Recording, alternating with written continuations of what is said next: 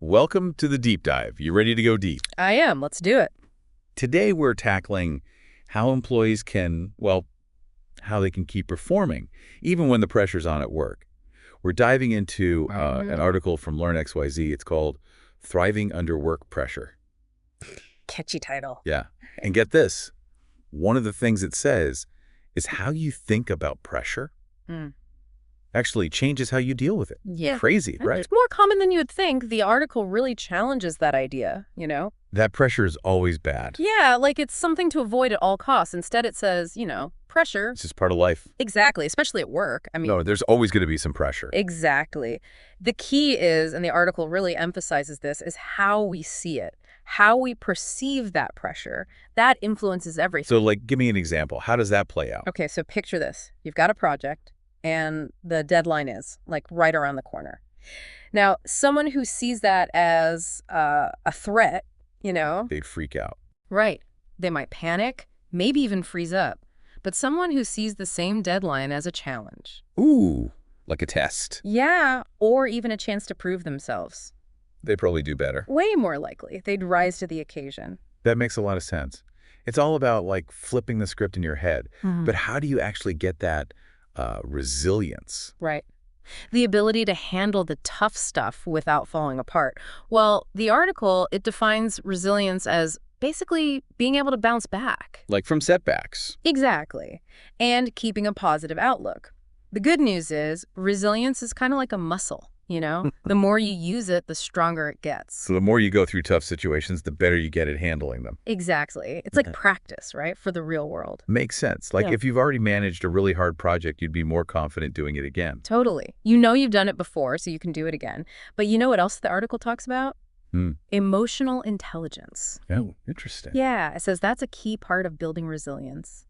Okay, so for people who haven't, done a deep dive on that topic, what is emotional intelligence? Right. So emotional intelligence, or EI, it's basically being able to understand and manage your own emotions, but also being able to understand other people's emotions. Oh, so like empathy. Exactly.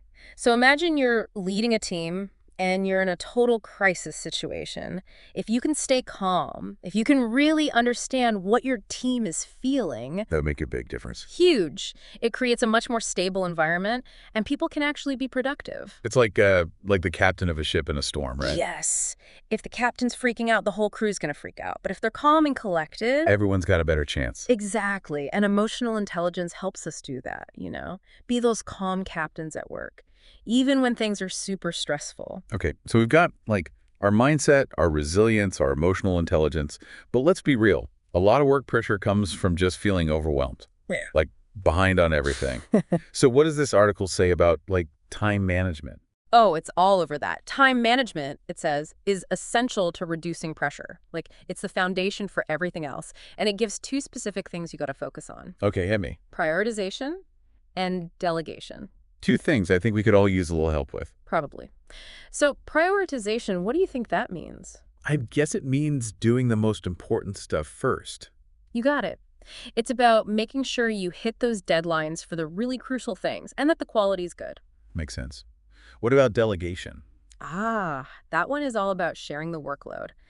Don't be afraid to ask for help or to give tasks to other people, especially if they're not super urgent. So instead of trying to do it all myself. Right. You can actually get more done, and it's less stressful. Delegating. Got to work on that. Think of it like a project manager, right? They've got all these deadlines coming at them. Yeah, I can imagine that gets overwhelming. Totally. But by prioritizing and delegating, they keep things on track, and it's not such a crazy feeling of always being behind. It's like having a system, so you're not just constantly bombarded. Exactly. Speaking of bombarded, we talked about managing time, but what about managing, the actual stress? Good point. The article reminds us that managing stress, it's crucial for clear thinking. Oh, for sure. I can't make good decisions when I'm stressed out. Right. It's like your brain just goes foggy. So the article, it suggests two things: mindfulness and meditation. Okay, those always sounded a little, Ooh. Yeah, not really practical for me. I get it. But even just a few minutes a day, it can make a big difference. Think of mindfulness as like training your attention. Creating my attention. Yeah, noticing what you're thinking and feeling, but without judging it. So not like, oh, I shouldn't be feeling this way. Right, just noticing it. It could be something simple like taking a few deep breaths before a big presentation. I could see that helping. Or even just like during a stressful meeting, paying attention to how your feet feel on the floor. So you're not getting swept up in all the mental stuff. Exactly. Grounding yourself in the moment. And meditation, it takes that even further. It helps you develop a calmer mind. Okay, so is that like sitting on a mountaintop? No, not necessarily. There's tons of guided meditations online. 5 minutes even can help with anxiety and focus. Maybe I should give that a try. What about physical activity? I know exercise is good for you, but how does that help with stress? Well, when you exercise, your body releases these things called endorphins. And endorphins, they boost your mood and they help reduce stress. So even I just take a quick walk at lunch. It can make a big difference in your energy and how you handle the pressure. Interesting. So we've got tools for managing time, tools for managing the stress itself. Is there anything else like beyond that individual stuff that can help? Absolutely. The article is really big on the power of support. Support from like other people? Yeah, your colleagues, your manager, friends, family. Having those people around can make stress way less intense. Because you don't feel so alone. Exactly. Like you've got a safety net. And that support can be practical too, like if you're struggling with something at work. Someone might be able to help you figure it out. Exactly. It's not just about emotional support. It's about working together. And managers, they have a big role to play here, Oh, yeah. A good manager can make a huge difference. They set clear expectations, they give good feedback, and they actually recognize their employees' hard work. It makes people feel valued. Exactly. And when employees feel valued, they're more likely to do well, even when things are tough. It's like if you know your manager has your back. Right. It creates a much more positive environment. It seems like all these things, the mindset stuff, the time management, having people who support you, it all kind of works together. It does. It creates a more resilient workforce. But you know what else the article talks about? What's that? Developing a growth mindset. Okay, growth mindset. That's about believing you can get better. Right. Yeah, believing you can learn and improve. But how does that connect to handling pressure? Well, with a growth mindset, you see challenges as like chances to grow. Instead of getting defensive or shutting down when something's hard. You kind of lean into it. Exactly. Yeah. Someone with a growth mindset, they embrace the chance to learn new things. So it's about seeing pressure as an opportunity, not like a thing that's going to crush you. Exactly. Yeah. There's a great example in the article. Imagine someone leading a big project for the first time. They'd probably be pretty nervous. For sure. But with a growth mindset, they see it as this amazing learning experience. So instead of feeling overwhelmed, they're like, okay, how can I grow from this? Exactly. And that makes all the difference in how they approach the whole project. That's powerful. It feels like cultivating a growth mindset could help in like any part of life, not just work. Absolutely. It's about embracing challenges as chances to grow, personally and professionally. Wow, we've covered so much already, and I feel like we're just getting started. I know, right? We've talked about, like, everything from how we see pressure to building resilience to emotional intelligence, time management, handling the stress itself, the power of support, and a growth mindset. There's a lot to digest. It is. But the cool thing is all these strategies, they're connected. They work together to create a more resilient and a more empowered you. So we've got all these tools, basically, to help us handle those high-pressure times and come out stronger on the other side. Exactly. And the best part is you don't have to do it all at once. You can pick and choose what works for you. Start small, build from there. Right. Make it a part of your routine. Love that. Well, this has been amazing, but we've covered so much. I think we need a break to let it all sink in. Sounds good to me. We'll be back soon with more from our deep dive into thriving under work pressure. From LearnXYZ. Thinking back to all those strategies we were just talking about, it really struck me how they're all, like, connected. Oh, that's interesting. I hadn't thought about it that way, but now that you mention it, I can totally see how they build on each other. Like, take developing a growth mindset, right?